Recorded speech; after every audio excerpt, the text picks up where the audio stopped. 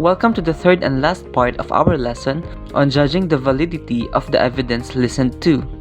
As promised, for this last part, we will identify some pointers on how we can check the validity or reliability of information we are listening to.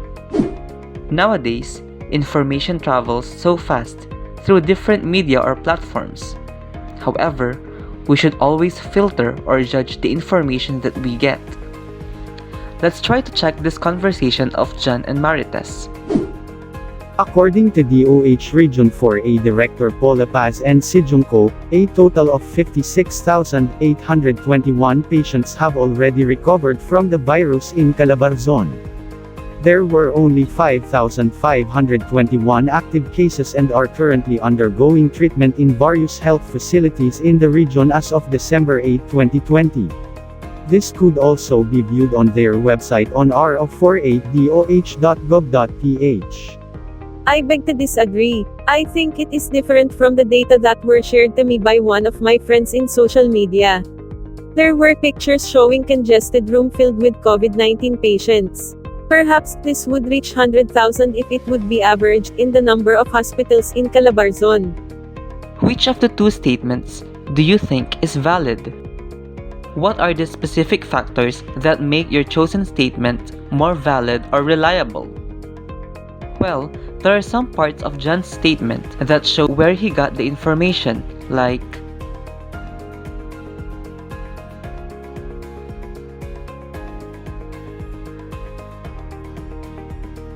these sources will help us decide whether the information we are listening to is valid or not. Your ability to distinguish valid and reliable source is a foundational skill that is central to developing and analyzing arguments. These are some important points to consider in evaluating the reliability and validity of a source.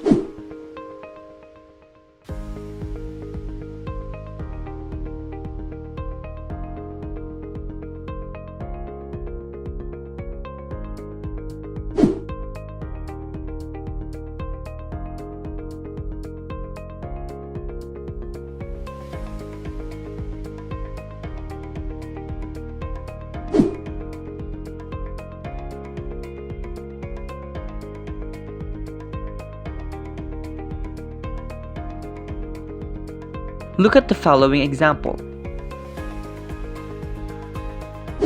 When we determine the source as good, we say that it has validity. Likewise, counter-checking the background of the author and source on the internet would greatly help establish the validity of a certain material. The statements are taken from an article. Can you underline the sources or parts which make the statement valid or reliable? Let's try. The video cited the Department of Public Works and Highways, or DPWH statement that the bridge was the only way to fix the road, which was prone to collapsing due to soft soil underneath as well as a creek or waterway in the lower part of the soil.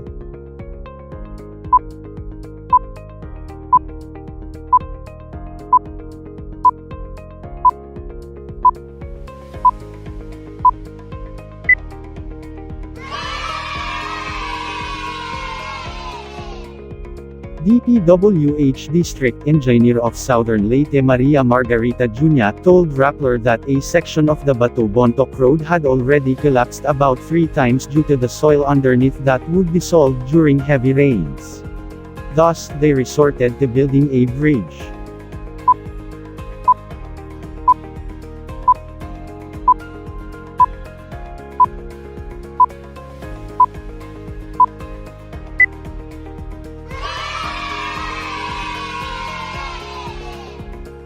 The GMA report also featured a resident who attested to the way the road would keep collapsing.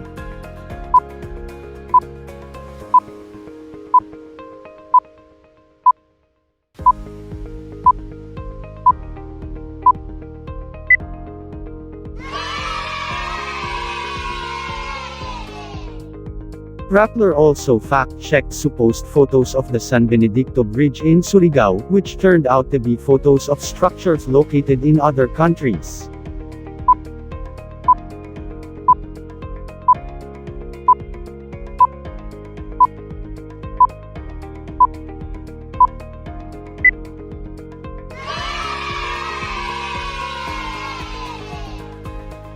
Now, it's time to check your understanding. All you have to do is to identify whether the following sources are valid or invalid.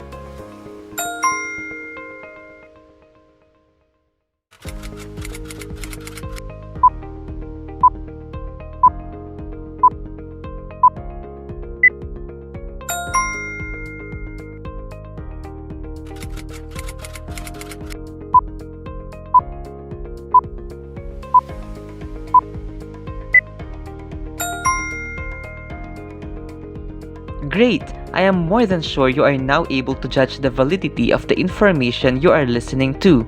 Just remember, information without source is not reliable.